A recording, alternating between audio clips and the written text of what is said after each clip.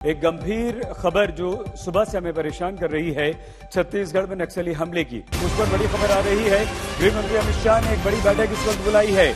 नक्सली हमले को लेकर ये बैठक हो रही है और गृह मंत्री अमित शाह ने इस स्थिति पर विचार करने के लिए एक उच्च स्तरीय बैठक इस वक्त बुलाई है। तो अमित शाह ने ये गृह मंत्री ने दिल्ली में जो नक्सल हमले पर चर्चा के लिए बैठक बुलाई है और ये बैठक अब से कुछ देर में शुरू होने वाली है। छत्तीसगढ़ में नक्सली हमले से जुड़ी ये बड़ी खबर है। गृह मंत्री अमित शाह नक्सल हमले पर दिल्ली में एक बड़ी बैठक कर रहे हैं। इस बैठक में नक्सली हमले को लेकर बात होगी और जिस तरह से ये नक्सली हमला हुआ है, 22 जवान हमारे इस हमले में शहीद हुए हैं और नक्सल प्रभावित ये जुन्नागुड़ा के जंगलों में जो नक्सलियों के साथ मुठभेड़ में हमारे 22 जवान शहीद हुए हैं, उस पर यह बैठक बुलाई जा रही है। तो ये बैठक बस अब से कुछ ही देर में शुरू होने वाली है और इस बैठक में आगे की रणनीति पर चर्चा की जाएगी। छत्तीसगढ़ के बीजापुर में इस मुठभेड़ में हमारे 22 जवान घायल हुए, एक जवान लापता बताया जा रहा है, लेकिन 15 से ज्यादा नक्सलियों को के मारे जाने की खबर भी आ रही है। लेकिन ये खबर भी आ रही है कि नक्सली उनके शव अपने साथ ट्रैक्टर पर लाद कर ले गए हैं। तो घटनास्थल पर वहां पर जो घायल जवान हैं उन्हें लाकर अस्पताल में भर्ती करवा दिया गया है। गंभीर बात यह है, नक्सलियों ने घेर कर जवानों पर हमला किया, काफी देर तक मुठभेड़ चली और उसके बाद ये बड़ी क्षति हुई है। आइए इस वक्त हम आपको सीधे लिए चलते हैं दिल्ली। कवलजीत संधू हमारी संवाददाता हमारे साथ जुड़ चुके हैं। कवलजीत, इस बैठक में किस तरह की रणनीति पर चर्चा होगी, कौन कौन लोग शामिल होंगे और जो एक बहुत बड़ी क्षति नुकसान हुआ है उसकी भरपाई के लिए क्या फैसला हो सकता है? देखिए, बिजी इलेक्शन शेड्यूल के बावजूद अमित शाह ने अपनी इलेक्शन मीटिंग्स कैंसिल की हैं। जो शेड्यूल मीटिंग्स असम में थी और वो वापस आ रहे हैं। हमें बताया गया है हाई लेवल मीटिंग वो चेयर करेंगे और जितने आला अधिकारी हों, चाहे वो सीआरपीएफ के हों, आईबी के हों, होम मिनिस्ट्री के हों, नॉर्थ ईस्ट खासतौर पे हम बात करें नक्सल डिवीजन के हों, वो सब वहाँ पे मौजूद रहेंगे। इस वक्त डीजी सीआरपीएफ आपको मालूम होगा कि इस वक्त रायपुर में है, वो वहाँ का जायजा ले रहे हैं। अमित शाह ने उनको खुद भेजा था, सुबह दिशा निर्देश दिए गए थे और सुबह वो 9 बजे वहाँ पे पहुँच गए थे। तो ग्राउंड रिपोर्ट्स भी आएंगी वहां से, लेकिन इतना बड़ा जिस तरह से नक्सली हमला हुआ है और उस वहां पे एम्बुश हुआ है जहां पे एक प्रोएक्टिव ऑपरेशन लॉन्च किया गया था, यानी ये घात लगाने गए थे लेकिन खुद निशाने पे आ गए।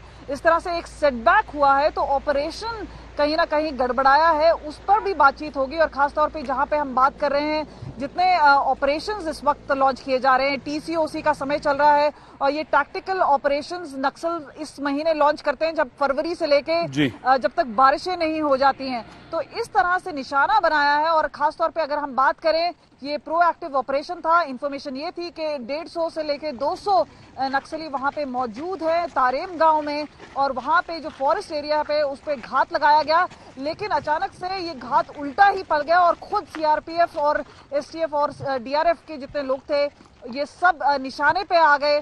जो हमें अभी कैजुअलिटी बताई जा रही है वो 22 है, ये ऊपर भी जा सकती है। आपको मालूम होगा एक जवान अभी भी सीआरपीएफ का मिसिंग है, 31 लोग इस वक्त भी घायल हैं। लेकिन जो अंदर से हमें बात पता चल रही है वो ये कह रहे हैं कि जिस तरह की ग्रीवियस इंजरीज है, खासतौर पे रॉकेट लॉन्चर, एलएमजी, इसके अलावा जिस तरह से क्रूड बॉम्ब जो खुद बनाए हुए हैं नक्सलियों ने वो इस्तेमाल किए गए हैं, तो काफी घातक हमला हुआ है जिसे हम एक ब्लड बाथ कहेंगे वो हुआ है और उसका एक जायजा जरूर बनता है। और इसी वजह से गृह मंत्री खुद आएंगे और खुद समीक्षा लेंगे कि क्या गड़बड़ हुई है और किस तरह से जो नक्सल फ्रंट पे जो एक फाइनल फाइट है विद नक्सल्स वो उसे कैसे लड़ा। कमलजीत, आप नजर बनाए रखिए, जैसे ही ये मीटिंग शुरू होती है और मीटिंग में क्या चर्चा होती है हम आएंगे आपको। ये जंगल, वो जंगल हम आपको दिखा रहे हैं जहां पर खूंखार कुख्यात आतंकवादी हिडमा के मौजूदगी की खबर, खुफिया जानकारी मिली थी सुरक्षा बलों को और उसे घेरने के लिए लगभग 2000 से ज्यादा जवानों ने यहां पर एक ऑपरेशन शुरू किया था। उस ऑपरेशन को घेरा था जिस तरह से कमल बता रही हैं, लेकिन 200 के लगभग नक्सलियों ने उल्टा चारों तरफ से इस ऑपरेशन को घेर कर ये खतरनाक वारदात को अंजाम दिया है।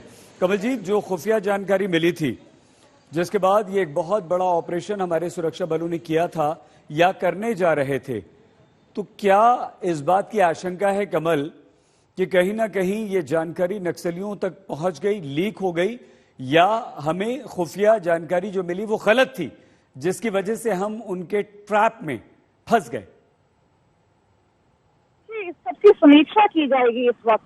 जो आपको हम बता रहे हैं कि जो खबर मिल रही है उसके मुताबिक ये इंफॉर्मेशन फोर्सेस के पास थी, सीआरपीएफ के पास थी और वहां पे स्टेट पुलिस फोर्स के पास थी। उसके बाद ये स्टेट पुलिस फोर्स के पास थी, उसके बाद ये ऑपरेशन जो है वो लॉन्च किया गया था।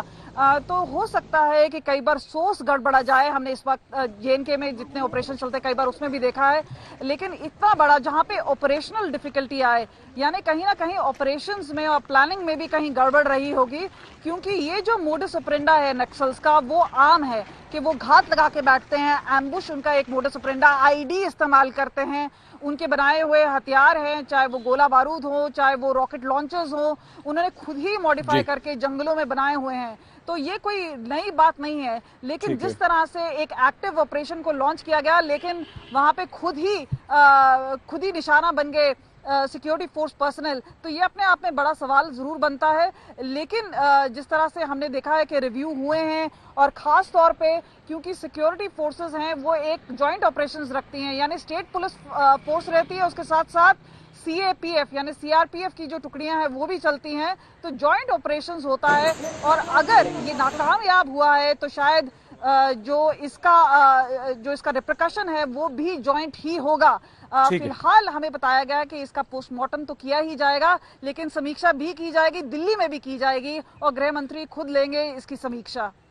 बहुत धन्यवाद कमल। कमलजीत संधू हमारी संवाददाता। गृह मंत्री अमित शाह जो बैठक करने वाले हैं अभी, उस पर पूरी नजर बनाए हुई है, लेकिन प्रधानमंत्री नरेंद्र मोदी ने दुख व्यक्त किया है, ट्वीट किया है, श्रद्धांजलि अर्पित की है जो हमारे जवान शहीद हुए हैं। गृह मंत्री अमित शाह ने खुद ट्वीट में इस पर चिंता व्यक्त की है। राजनीतिक प्रतिक्रिया मिल रही है। भूपेश बघेल ने भी इस पर चिंता व्यक्त करते हुए कार्रवाई की बात कही है। सर्चिंग लगातार रेस्क्यू टीम लगी हुई है और लगभग 4 घंटे तक के लगातार फायरिंग हुई है और नक्सलियों को बड़ा नुकसान हुआ है। हमारे जवान भी शहीद हुए हैं, अभी मिसिंग हुए हैं, तो उसके बारे में पूरे आंकड़े अभी आने बाकी हैं। टीम निकली हुई है और मैं उनके परिवार के प्रति संवेदना व्यक्त करता हूं। साथ ही इनकी जो शहादत है वो बेकार नहीं जाएगी और पूरी ताकत के साथ लड़ेंगे। जहां तक की बात नक्सलियों की है, वो अपने अस्तित्व की आखिरी लड़ाई लड़ रहे हैं। देखिए, ये देश के होम मिनिस्टर की बहुत बड़ी जिम्मेदारी है, क्योंकि नक्सल एक सेंट्रल का इशू है स्टेट के साथ साथ, और लगातार इस पे स्टेट और सेंट्रल दोनों मिलकर काम कर रहे थे। लेकिन जब से भाजपा सरकार आई है, उनका पूरा ध्यान चुनावों की रणनीति पे रहता है, ना कि नक्सल प्रभावित क्षेत्र की समस्याओं को खत्म करने का। तो मुझे लगता है कि होम मिनिस्टर साहब को इसके लिए चिंता ही नहीं करनी चाहिए। वहां जाके जो शहीद हमारे पुलिस के जवान हुए हैं, उनकी शहादत को जाके नमन करना चाहिए, ना कि चुनाव प्रचार। पूरा अगर आप इतिहास देखें उस पूरे इलाके का, जैसे सैकड़ों हजारों जाने गई हैं, कांग्रेस की तो एक पूरी पीढ़ी खत्म हो गई थी। हमें वो सब नहीं भूलना चाहिए। लेकिन मैं अभी भी दोहराऊंगा, टू प्रूव्ड अप्रोच की जरूरत है और राज्य और केंद्र में वर्सेस नहीं होना चाहिए। मिल करके मैं समझता हूं कि 2 लेवल पर, एक सिक्योरिटी फोर्सेस, क्योंकि उनके आधार को आप खत्म कर सकते हैं, दूसरा मैसिव डेवलपमेंट इनपुट। ये दोनों चीज अगर एक साथ सिनर्जी में, जो मैं दोहरा रहा हूं, अगर हमने कर लिया, हम काबू कर लेंगे। हमारे सुरक्षा बलों को भारी क्षति हुई है। 22 जवान हमारे नक्सली हमले में शहीद हुए, 21 घायल हैं और 1 लापता है। इस खबर पर हमारी नजर बनी हुई है। अब से बस कुछ ही देर में गृह मंत्री अमित शाह एक उच्च स्तरीय बैठक दिल्ली में करने जा रहे हैं इस हमले के मद्देनजर। फिलहाल रुख बंगाल का। बंगाल के चुनावी युद्ध में कथित ऑडियो को लेकर बवाल है। बीजेपी ने ममता बनर्जी के भतीजे अभिषेक बनर्जी पर भ्रष्टाचार का आरोप लगाया। शुभेंदु अधिकारी ने कहा कि कम से कम 900 करोड़ रुपए का भ्रष्टाचार हुआ है। उसका जो रैकेट है, करीबी आदमी सब है।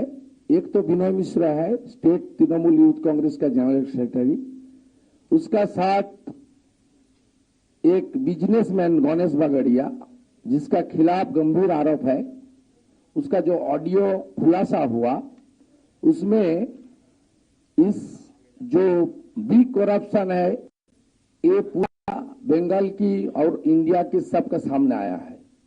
ये पिछले 10 साल में सबसे बढ़िया करप्शन है, स्कैम है। कम से कम 900 करोड़ रुपया सीधा सीधा भातीजा का पास चला गया है। और भी 90 से 95 पुलिस ऑफिसर इसमें इन्वॉल्व है, कुछ 2-4 आईपीएस भी इन्वॉल्व है। जितना पुलिस ऑफिसर वो कोल एरिया में और सैंड माइन जहां है, खास करके east Bardhaman, west Bardhaman, Bankura, Purulia zone में, ये पिछले 12-13 साल से ये शुरू किया।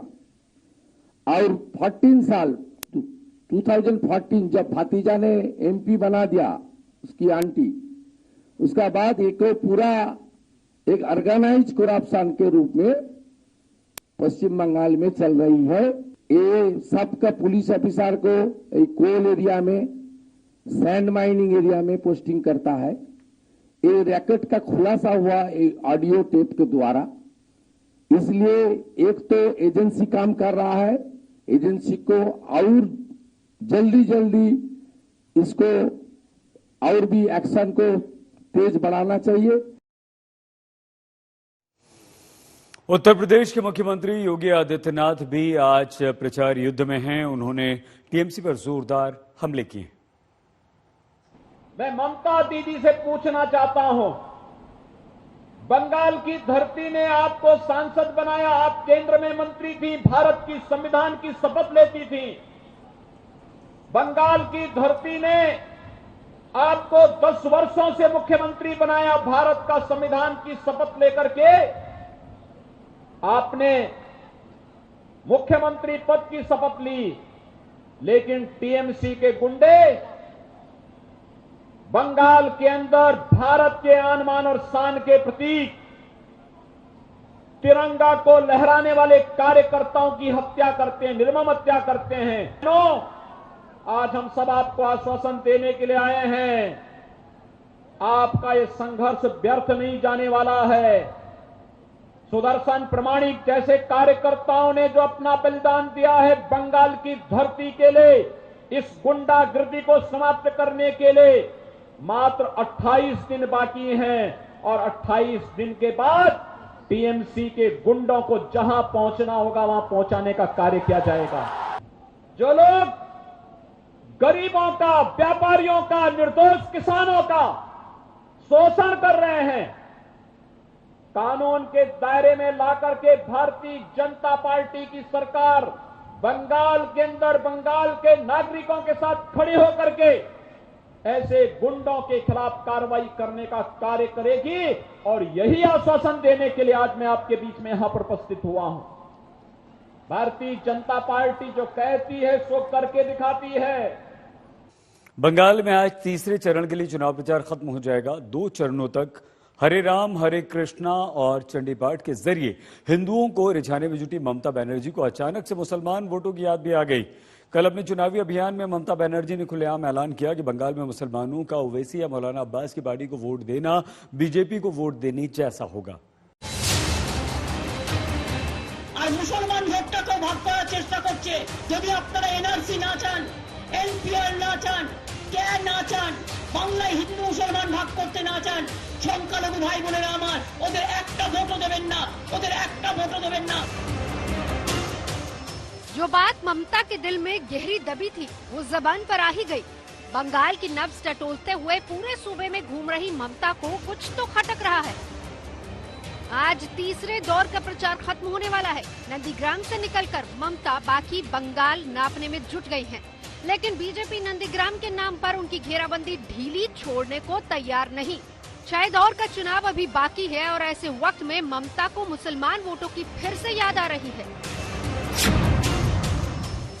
मुसलमानों को सीए का डर दिखाकर वोट की अपील, बंटवारे का डर, ममता बोली एकजुट हो मुस्लिम वोटर। হায়দ্রাবাদ থেকে বিজেপির এক বন্ধু এসছে আর ফুরফুরা শরীফের একটা চ্যাংড়াকে নিয়ে সে কয়েক কোটি টাকা খরচা করে কমিউনাল স্লোগান দিচ্ছে আর হিন্দু মুসলমানে ভাগাভাগি করার চেষ্টা করছে আর মুসলমান ভোটটাকেও ভাগ করার চেষ্টা করছে। যদি আপনারা এনআরসি না চান, এনপিআর না চান, কে না চান, বাংলায় হিন্দু মুসলমান ভাগ করতে না চান, সংখ্যালঘু ভাই বোনেরা আমার, ওদের একটা ভোটও দেবেন না, ওদের একটা ভোটও দেবেন না, ওদের একটা ভোটও দেবেন না। ওদের একটা ভোট মানে बीजेपी के देवा। चुनाव के पहले 2 चरणों तक ममता बनर्जी मंदिर में दर्शन कर रही थी। मंच से चंडी पाठ हो रहा था। हरे राम हरे कृष्ण का भजन कर रही थी और तो और अपनी जाति और गोत्र की भी मुनादी कर रही थी। लेकिन अचानक से उन्हें मुसलमान वोटों के बंटवारे का डर सताने लगा।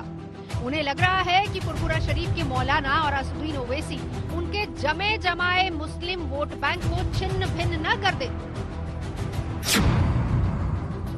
बंगाल की करीब 100 सीटों पर मुसलमान वोट निर्णायक भूमिका में है। इनमें से 46 सीटों पर मुसलमानों की आबादी आधी से ज्यादा है, जबकि करीब 50 सीटों पर मुसलमानों की आबादी 30 से 50% है। ऐसा नहीं है कि ममता को मुस्लिम वोट बैंक की फिक्र पहले नहीं थी। चुनावों के ऐलान से पहले जब फुरफुरा शरीफ और ओवैसी मुस्लिम वोटों की अपनी अपनी दावेदारी में जुटे थे, उस वक्त भी ममता की फिक्र सरेआम दिखाई दे रही थी। মাইনরিটিসের ভোট ভাগ করবার জন্য আবার হায়দ্রাবাদের একটা পার্টিকে ধরে এনেছে। সেই পার্টিটা আবার এখানে কয়েক টাকা জোগাড় করে বিজেপি টাকা দেয় আর বিজেপির টাকায় ওরা এটা করে যায়। অর্থাৎ বিজেপি হিন্দুদের ভোটটা নেবে আর ও মুসলিমদের ভোটটা নেবে, আর আমি কি কাঁচা কলা খাবো? मुस्लिम वोटर की फिक्र के साथ साथ ममता का सिरदर्द बीजेपी का वो प्रचार अभियान भी है जिसमें बार बार ये कहा जा रहा है कि ममता नंदीग्राम से हार रही हैं, इसीलिए वो दूसरी सीट की तलाश कर रही हैं। ममता के सिपह सलार पुरजोर तरीके से बीजेपी का ये दावा नकार चुके हैं, लेकिन बीजेपी घुमा फिराकर बात फिर वहीं पर ले जाती है। कल प्रधानमंत्री नरेंद्र मोदी की रैली में फिर वही दावा सुनाई दिया। मेरी काशी के लोग, यूपी के लोग इतने बड़े दिल वाले हैं, इतने बड़े दिल वाले हैं कि आपको बाहरी नहीं कहेंगे, आपको टूरिस्ट नहीं कहेंगे। সেই দিন এসে দাঁড়িয়েছে এই নরেন্দ্র মোদী, অমিত শাহ, এরা বাংলাকে ভাগ করতে চায়, এরা বাংলাটাকে লুট করতে চায়, এরা বাংলাটাকে ধ্বংস করতে চায়, এরা বাংলা ভাষাটাকে শেষ করতে চায়, এরা বাংলাকে শেষ করতে চায়। नंदीग्राम सीट को लेकर बीजेपी का माइंड गेम इतना आक्रामक होने की वजह भी एकदम साफ है। नंदीग्राम में ममता की कमजोर हालत होने का संदेश फैलाकर बीजेपी उनके वोट बैंक में बिखराव करके अगले चरणों में इसका फायदा उठाना चाहती है। इसी माइंड गेम में वाराणसी से लेकर बिहार तक के बीजेपी नेता जुट गए हैं। कल चुनाव में पराजय की बौखलाहट में अभी उनके बयान इस तरह के आते रहेंगे, और अगर उत्तर प्रदेश से कहीं से भी चुनाव लड़ना चाहती हैं, देश के माननीय प्रधानमंत्री जी का संसदीय क्षेत्र है, बाबा विश्वनाथ जी की नगरी है, और यहाँ नहीं वो उत्तर प्रदेश की किसी भी सीट से लड़ेंगी तो शायद जितनी बड़ी पराजय उनकी नंदीग्राम से होने वाली है, उससे बहुत बड़ी पराजय उत्तर प्रदेश में। मजेदार बात यह है कि बंगाल में कांग्रेस की हालत जो भी हो, लेकिन उसे भी ममता की हार में ही अपनी जीत दिखाई दे रही है। लिहाजा वो बीजेपी के इस प्रचार अभियान की ही भाषा बोल रहे हैं। সুপ্রিমো সে নৈতিকভাবে হেরে গেছে, সে বলছে তার দলে এমএলএদেরকে বিজেপি কিনে নেবে। এই বাংলায় এমএলএ কেনাবেচার যে ব্যবসা, এমএলএ কেনাবেচার ব্যবসা শুরু করেছিল বাংলার মুখ্যমন্ত্রী মমতা ব্যানার্জি। সেই কেনাবেচার ব্যবসায় হাত বসিয়েছে। हिंदू और मुसलमान वोटों के बीच संतुलन साध रही ममता बनर्जी के लिए सियासी भविष्य और कद के लिहाज से ये चुनाव बेहद अहम है। अगर बीजेपी के चक्रव्यूह को तोड़कर वो बाहर निकल जाती हैं, तो यकीनन उनसे बड़ा कोई बाजीगर नहीं। आज तक ब्यूरो। ममता बनर्जी ने कल बीजेपी पर एक और संगीन आरोप मढ़ दिया। ममता के अनुसार बीजेपी नेताओं की रैलियों में पैसे देकर लोग बुलाए जाते हैं और पैसे के लिए वोट भी खरीदे जाते हैं। प्रधानमंत्री मोदी ने इसे बंगाल की जनता का अपमान बताया। বাংলা কথাটা বলতে ওদের লজ্জা লাগে, আর ইলেকশনের সময় এসে যত গ্যাস আর দেবে ক্যাশ। ক্যাশ মানে ভোটের আগে কোটি কোটি টাকা নিয়ে বসে আছে, বলবে 500 টাকা নাও, একটা করে ভোট দাও, টাকাটা পকেটে রেখে দেবেন, দিয়ে ভোটটা দেবেন না ওকে। বুঝলেন কিছু? যা টাকা দেবে সব আপনাদের টাকা, আপনাদের ব্যাংকের টাকা, ইন্স্যুরেন্সের টাকা, নোটবন্দির টাকা সব আপনাদের টাকা, আপনার টাকা আপনি নিজের কাছে রেখে দিন আর ভোটের বাক্সে ওগুলোকে ভালো করে উল্টে দিন। बंगाल की जनता के अपमान पर उतर आई है। साथियों, दीदी ने कहा है कि बीजेपी की रैली में जो भीड़ जुटती है वो पैसे के लिए जुटती है। मैं जरा आपसे पूछना चाहता हूं, जो भी सच हो आप जवाब देना। मैं आपसे जानना चाहता हूं भाइयों बहनों, क्या आप इतनी गर्मी में इतने घंटों से इतनी परेशानी उठाकर यहां आए हैं, क्या पैसे के लिए आए हैं क्या?